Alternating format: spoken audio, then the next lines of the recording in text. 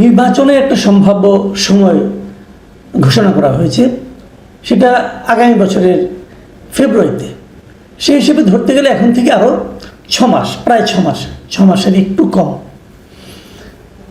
Date ঘোষণা করা হয়েছে। কিন্তু মানুষ কি নিশ্চিত যে নির্বাচনের সময় হবে? আমার কাছে অনেকেই জিজ্ঞাসা করেন, ভাই নির্বাচন কি তাহলে ফেব্রুয়ারিতে হবে? তো আমি বলি যে ভাই, প্রধান উপদেষ্টা সরকারের যিনি শীর্ষ ব্যক্তি, তিনি নিজে বলেছেন যে ফেব্রুয়ারিতে নির্বাচন হবে, মানে রমজানের আগে নির্বাচন হবে। তাহলে আপনি সন্দেহ করছেন কেন, অথবা আমাকে জিজ্ঞাসা করছেন কেন? তো এই যে জিজ্ঞাসা করাটা, এটা কেন হলো? এটা হলো এই কারণে যে প্রধান উপদেষ্টা নিজের এমন একটা ইমেজ গত 1 বছরে তৈরি করতে পেরেছেন যে তার কথায় মানুষ বিশ্বাস করে না, তার কথায় মানুষ আস্থা রাখে না। উনি একটা আন্তর্জাতিক খ্যাতিসম্পন্ন ব্যক্তিত্ব। ওনার জন্য এই যে বাস্তবতা, এটা কিন্তু খুবই মর্মান্তিক আমি মনে করি। এই বয়সে এসে উনি যদি উপলব্ধি করতে পারেন যে মানুষ ওনার কথায় আস্থা রাখে না, এর চেয়ে দুঃখজনক আর কি হতে পারে? দেখুন, আমি এই যে কথাগুলি বললাম, এর আরেকটা আমি আপনাকে দৃষ্টান্ত দিচ্ছি। দেখুন কি হচ্ছে দেশে নির্বাচন নিয়ে নানা ধরনের কথাবার্তা হচ্ছে, নানা ধরনের, মানে কে কিভাবে নির্বাচন চায়। জামাত বলছে তারা পিয়ার পদ্ধতির জন্য আন্দোলন করবে, আরেকজন বলছে যে আগে বিচার হতে হবে, সংস্কার হতে হবে, অনেক কথা কাহিনী কিচ্ছা সব কিছু হচ্ছে। কিন্তু মানুষ কি নির্বাচন নিয়ে খুব বেশি একটা চিন্তা ভাবনা করছে? না, করছে না। আমি আজকে একটা জরিপের কথা বলি। আজকে জরিপটা আমি পত্রিকায় পেলাম যে মানে আপনার একটা প্রতিষ্ঠান, BRAC institute of governance and development, BIGD, এরা একটা সার্ভে করে, নাম দিয়েছে তারা পালস সার্ভে, মানে মানুষের মধ্যে কী চলছে, মানুষের পালসটা কী, এটা তারা সার্ভে করে বিভিন্ন সময়। গত বছরও তারা একটা সার্ভে করেছিল, গত বছরের অক্টোবরে। তাদের প্রশ্ন থাকে কয়েকটা, যে আপনি কি সিদ্ধান্ত নিয়েছেন কিনা, কাকে ভোট দিবেন, অথবা দিলে কাকে দিবেন, অথবা কী করে, এইরকম কয়েকটা প্রশ্ন। তারা গ্রামের মানুষকে করে, শহরের মানুষকে করে, এরকম একটা তারা প্রশ্ন করে, এবং প্রশ্ন করার পর সেখান থেকে একটা জবাব নিয়ে তারা একটা রেজাল্ট বের করে। গত বছরের অক্টোবরে তারা একটা এরকম সার্ভে করেছিল, এবং সেখানে তারা যে রেজাল্টটা পেয়েছিল সেটা ছিল এরকম যে ওখানে 38% মানুষ বলেছিল তারা ভোটের ব্যাপারে এখনো সিদ্ধান্ত নেয়নি। গত বছরের অক্টোবর অনেক আগে ছিল, এখন থেকে আরও 8 মাস আগে, কিন্তু হতেই পারে। 8 মাস পরে এসে যখন তারা ওই আবার একই জরিপটা আবার করলো চেঞ্জটা দেখার জন্য, এখন কিন্তু 48.50% মানুষ বলছে যে তারা কাকে ভোট দেবে সে বিষয়ে এখনো কোনো সিদ্ধান্ত নেয়নি। মানে ভোট দেওয়ার ব্যাপারে কাকে দিবে তারা বুঝতে পারছে না। গত বছর 38% বলেছিল আমরা কাকে দেবো জানি না, আর এখন 48% লোক বলছে তারা কাকে দেবে তারা জানে না। কেন এরকম অনিশ্চিত ভোটারের সংখ্যা বাড়ছে কেন? মানে তারা কোনো ব্যাখ্যা দেয়নি, তারা কেবল হিসাবটা দিয়েছে। আমি এটা ব্যাখ্যা করার চেষ্টা করেছি, আমি ভাবার চেষ্টা করেছি যে কেন মানুষ ভোট নিয়ে ভাবছে না এখন পর্যন্ত, কাকে ভোট দেবে সেটা ভাবছে না। ভাবছে না একটা কারণেই, এই সরকার ভোটের এমন একটা মাঠ তৈরি করেছে যে মাঠে মানুষ জানে না যে তারা ভোট প্রার্থী হিসেবে কাকে পাবে, এখনো জানে না। কারণ জামাত বলছে তারা পিয়ার নিয়ে আন্দোলন করছে, জামাত শেষ মুহূর্তে যদি ভোট বর্জন করতেও পারে। এনসিপিও বলছে বিচার এবং না হলে, সংস্কার না হলে তারা নির্বাচন নাও করতে পারে। তারা না করে তাহলে ভোটে থাকবে কে? কিন্তু এইগুলি তো আলোচনা করতে হবে। আওয়ামী লীগ নাই, আওয়ামী লীগের রাজনৈতিক কর্মকাণ্ড নিষিদ্ধ করা হয়েছে, আওয়ামী লীগ নিষিদ্ধ করা হয় নাই, রাজনৈতিক কর্মকাণ্ড নিষিদ্ধ করা হয়েছে। মানে ভাবখানে এরকম যে তোমার খাওয়া আমি বন্ধ করলাম না, কিন্তু তুমি মুখ দিয়ে কিছু ঢুকাইতে পারবা না। বিষয়টা খেয়াল করেন, তো মুখ দিয়ে না ঢুকলে আপনি খাবেন কোন দিক দিয়ে ভাই? হিসাব নিলে এরকম আর কি, যে আওয়ামী লীগের রাজনৈতিক কর্মকাণ্ড বন্ধ, কিন্তু আওয়ামী লীগ নিষিদ্ধ না। তাহলে আওয়ামী লীগের যদি রাজনৈতিক কর্মকাণ্ড বন্ধ হয়, নির্বাচন থেকে রাজনৈতিক কর্মকাণ্ড, তার মানে আওয়ামী লীগ নির্বাচন করতে পারবে না, নৌকা মার্কা ব্যালট পেপারে থাকবে না। তাহলে মানুষ তো সিদ্ধান্ত নিতে থাকবেই, মানুষ তো ভাবতে শুরু করছে। যদি নৌকা থাকতো তাহলে আমি বলতে পারতাম নৌকায় দেবো না, ধানের শীষে দেবো।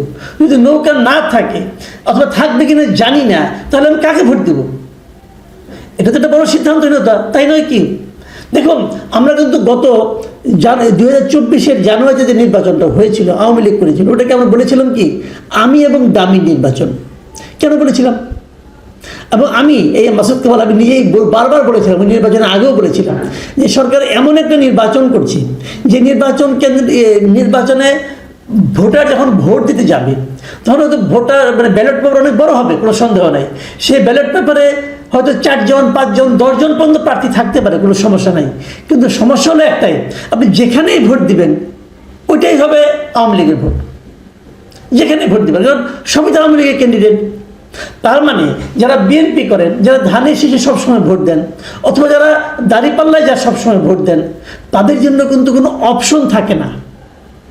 তারা কিন্তু বলতে পারে না আমি তাহলে কোথায় ভোট দেবো, আমার জন্য আপনি কী রাখলেন, এত বড় একটা ব্যালট পেপার বানিয়েছেন, এখানে আমি কোথায়, আমার যে চাহিদা, আমার যে আমি যাকে ভোট দিতে চাই সেই লোকটা কোথায়, অথবা সেই লোকটা সেই মার্কাটা কোথায়, নাই তো। এই জন্যই ওই নির্বাচন গ্রহণযোগ্য না, ওটাকে আমি নির্বাচন এই জন্যই বলি না, কারণ আপনার তো নির্বাচন করার কোনো অপশন নাই। এবার যে নির্বাচনটা হচ্ছে সেই নির্বাচনে কিন্তু একই কথা। কেন?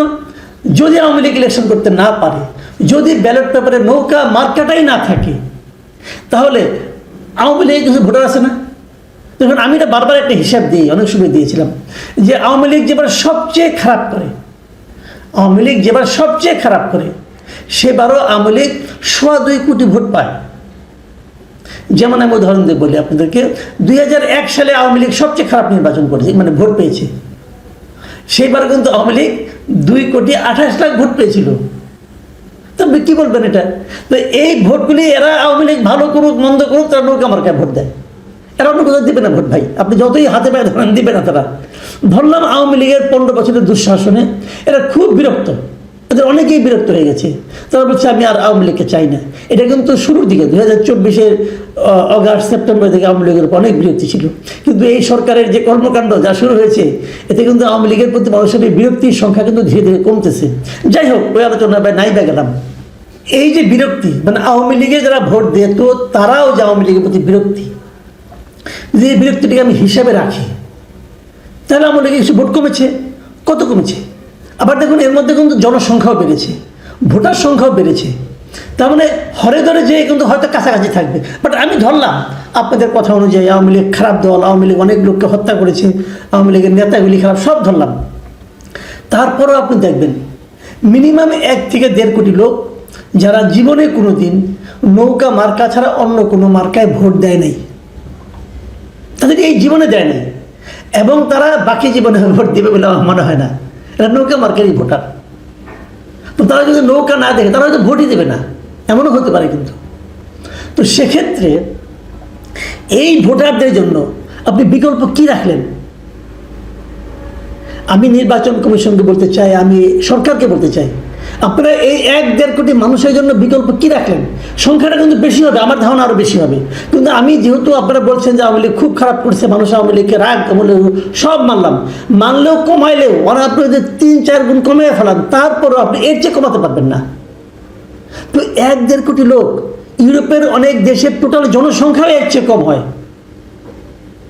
সেরকম লোকের জন্য আপনি কি রাখলেন ভাই?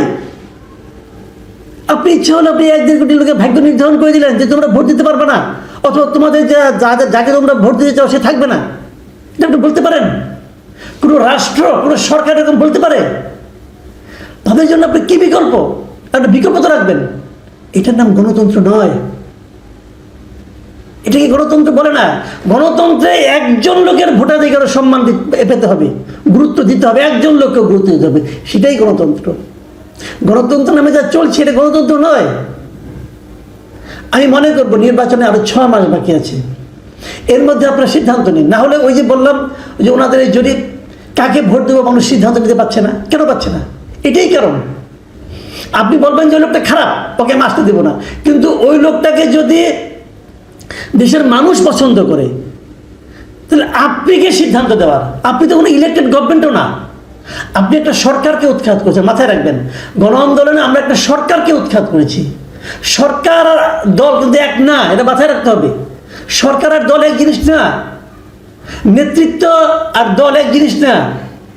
ভুল নেতৃত্বের কারণে কিন্তু দল পরাজিত হয়, ভুল নেতৃত্বের কারণে দল ক্ষতিগ্রস্ত হয়। তা আপনি নেতৃত্বের বিরুদ্ধে বিচার ব্যবস্থা করেন, দলকে কেন করবেন? আর যদি আপনি বলেন যে ঠিক আছে এই দল ১,৫০০ লোককে মারছে, অমুক মারছে, তমুক মারছে, আরে এরা যত লোককে মারছে তার চেয়ে বেশি লোককে কিন্তু জামাত ইসলামী ৭১ সালে মারছে, তাদের বিচার করছেন। ওটাও করেন, এটাও করেন, অসুবিধা নাই, করেন। আর সেই নিষিদ্ধ করেন আর যাই করেন সেটা বিচারের মাধ্যমে করেন, আত্মপক্ষ সমর্থনের সুযোগ দিয়ে বিচার করেন, আমার কোনো আপত্তি নাই। কিন্তু বিচার করবেন না, আপনি নির্বাহী আদেশে করে দিবেন, এটা হয় না। যাই হোক, আমি আশা করব আগামী নির্বাচনে এই যে আমরা দেখলাম যে ৪৮.৫% মানুষ সিদ্ধান্ত নিতে পারছে না কাকে ভোট দিবে, এটা আমি মনে করি নির্বাচনের জন্য কোনো ভালো বার্তা বয়ে আনে না। মানুষ আগে থেকে সিদ্ধান্ত নিতে পারছে না কেন? এই যে অনিশ্চিত পরিবেশ, এটাকে দূর করতে হবে। বিএনপির একজন ডিফ্যাক্টো পাওয়ারফুল নেতা, অত্যন্ত শক্তিশালী নেতা। রাজনৈতিকভাবে তার কোনো দলে ওরকম পদ পদবি না থাকলেও বিএনপির যে পেশাজীবী পাওয়ার রয়েছে, পেশাজীবীদের যে শক্তি রয়েছে, সেই শক্তিমত্তার সবচাইতে যে গুরুত্বপূর্ণ সেক্টর সেটা হলো সচিবালয়।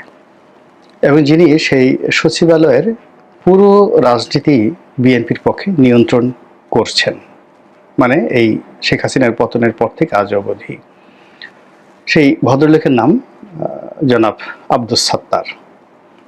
তো তিনি বেগম খালেদা জিয়ার ব্যক্তিগত সচিব এবং তার যে পদমর্যাদা, আগে হয়তো ডিপটি সেক্রেটারি ছিল, কিন্তু শেখ হাসিনার পতনের পর তাকে যে বঞ্চিত করা হয়েছে, সেই বঞ্চনাকে তিনি ভূতাপেক্ষা প্রমোশন দিয়ে এখন তিনি পূর্ণ সচিব পদমর্যাদার একজন সাবেক আমলা। এবং তিনি মূলত সচিবালয়ে বেসরকারিভাবে নিয়ন্ত্রণ করছেন।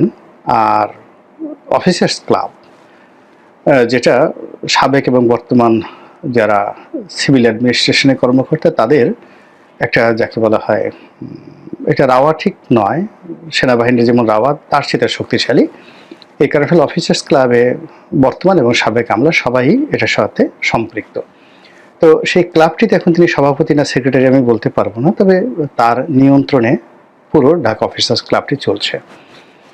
এবং এই অফিসার্স ক্লাব যাদের নিয়ন্ত্রণে থাকে, তাদের নিয়ন্ত্রণে সচিবালয় থাকে, এবং তারাই রাষ্ট্র ক্ষমতায় আছে বলে দীর্ঘদিন ধরে আমরা জানি। তো মিস্টার সাত্তার, তার এই মুহূর্তে তিনটি পরিচয়। প্রথম পরিচয় হলো তিনি বিএনপির power house, supreme power house Begum Khaleda Zia, তার ব্যক্তিগত সচিব।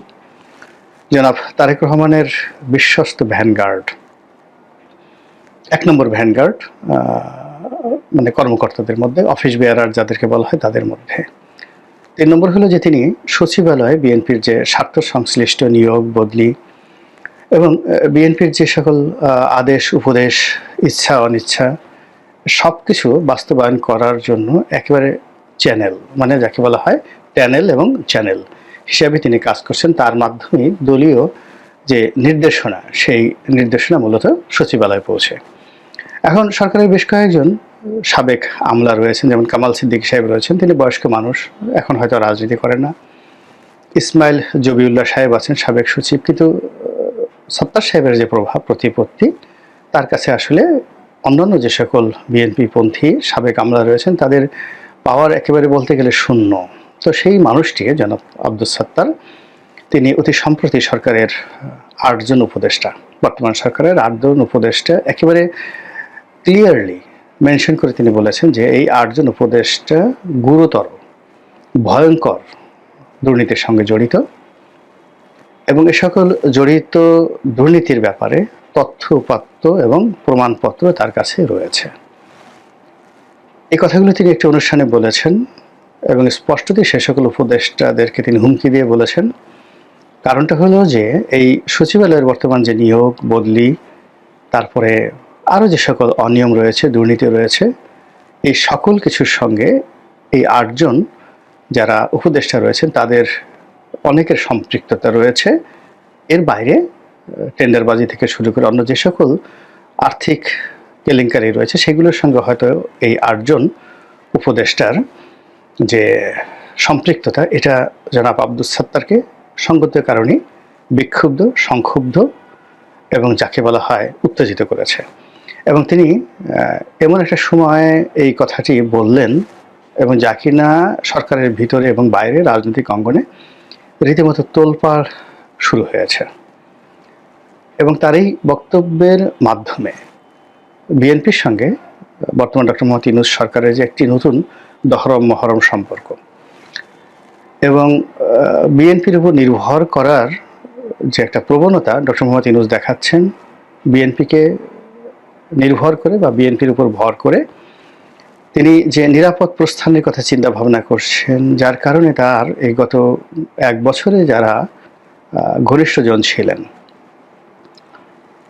যারা তাকে ক্ষমতায় বসিয়েছেন বলে তিনি গর্ব ভরে বলতেন, এবং গত 12 মাসে ক্ষমতা পরিচালনার জন্য যারা, যাকে বলা হয় পাওয়ার উইংস হিসাবে কাজ করেছেন, সে সকল রাজনৈতিক দল, ব্যক্তি, গোষ্ঠী বলতে গেলে সবাই 180 ডিগ্রি অ্যাঙ্গেলে ডক্টর মোহাম্মদ ইউনূস থেকে দূরে সরে গিয়ে রাগে, ক্ষোভে, অভিমানে তারা এখন নিজেদের গালে তারা নিজেরা খামচি দিয়ে যাওয়ার চেষ্টা করছেন। এ কি হলো? তো সেই অবস্থাতে জনাব সাত্তারের এই বক্তব্য সব মহলের সকল হিসাবকে এলোমেলো করে দিয়েছে। প্রথমত যে বিএনপির সঙ্গে কি সরকারের সম্পর্ক ভালো যাচ্ছে না? বিএনপিকে এই সম্পর্কটা রাখতে চাচ্ছে, নাকি এই মুহূর্তে যখন সরকার একেবারে নির্বাচনের ট্রেন্ড চালু করে দিয়েছে, নির্বাচন হওয়া মানেই সকল কিছু বিএনপির নিয়ন্ত্রণে, এবং খুব দ্রুত, অর্থাৎ নির্বাচনের তফসিল যদি ঘোষণা হয় ডিসেম্বর মাসে, বলতে গেলে অক্টোবর নভেম্বর থেকে পুরো বাংলাদেশের প্রশাসন থেকে শুরু করে সব কিছুই অলিখিতভাবে বিএনপির নিয়ন্ত্রণে চলে যাবে। এটাই বাস্তবতা। তো সেখানে বিএনপির সবচেয়ে গুরুত্বপূর্ণ ব্যক্তি জনাব সাত্তার, তিনি যে বক্তব্য দিলেন, এটা সরকারের মধ্যে এবং বিএনপির মধ্যে, সচিবালয়ের মধ্যে এবং বিএনপির মধ্যে একটা বিরাট দূরত্ব, সংঘাত এবং সংঘর্ষ তৈরি করবে অনিবার্যভাবে।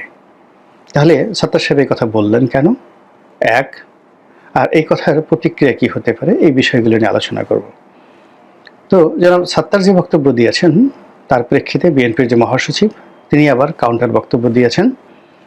তিনি বলেছেন যে জনাব সাত্তার যে বক্তব্য দিয়েছেন সেটি তার একান্ত ব্যক্তিগত, এর সঙ্গে বিএনপির কোনো সংযোগ নেই এবং এটা বিএনপির দলীয় কোনো বক্তব্য নয়।